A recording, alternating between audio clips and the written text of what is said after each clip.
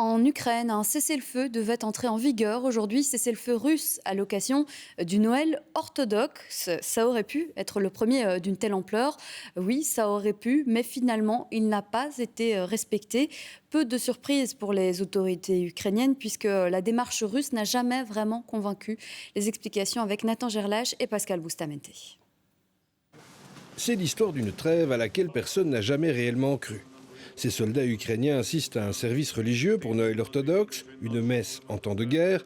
Ces hommes et ces femmes qui risquent tous les jours leur vie ne croient pas eux non plus au cessez-le-feu.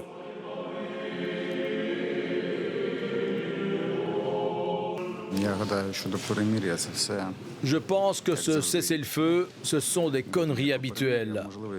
Quel cessez-le-feu? Ils ont probablement besoin d'un peu de répit, c'est tout. Oubliez le cessez-le-feu.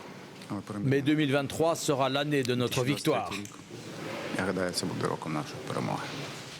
Comme pour leur donner raison, des obus sont tombés ici à Kherson. Malgré le cessez-le-feu, ses habitants ont dû chercher refuge. Je me suis cachée sous la table avec mon chien et je l'ai recouvert de mon manteau. Ensuite, nous avons juste attendu que le bombardement soit terminé. C'est la station de pompiers locale qui a été touchée. Un secouriste a été tué. Les frappes ont été admises par l'armée russe qui fournit aussi une justification. Malgré le respect du cessez-le-feu par les troupes russes à partir de 12 h heure de Moscou ce 6 janvier, le régime de Kiev a poursuivi ses bombardements d'artillerie sur les zones habitées et les positions des troupes russes. Le cessez-le-feu n'a convaincu personne, ni en Ukraine, ni à l'étranger. La plupart des Ukrainiens voient dans la proposition de trêve russe plus une manœuvre tactique qu'autre chose. C'est la Russie qui a violé les principes de la Charte des Nations Unies.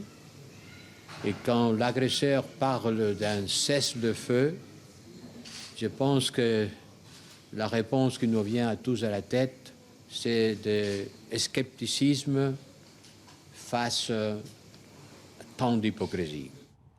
Ces véhicules russes pris à l'ennemi sont exposés sur cette place de Kiev comme un message pour les Russes. La guerre sera finie quand ils partiront. Et on est aujourd'hui très loin d'un quelconque cessez-le-feu en Ukraine. L'Ukraine qui va recevoir un appui de poids de l'Allemagne, la France et les États-Unis sur le terrain.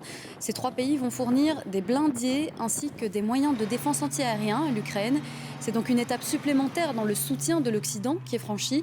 Les États-Unis annoncent ce soir qu'ils fourniront une aide militaire de 3 milliards de dollars pour l'Ukraine.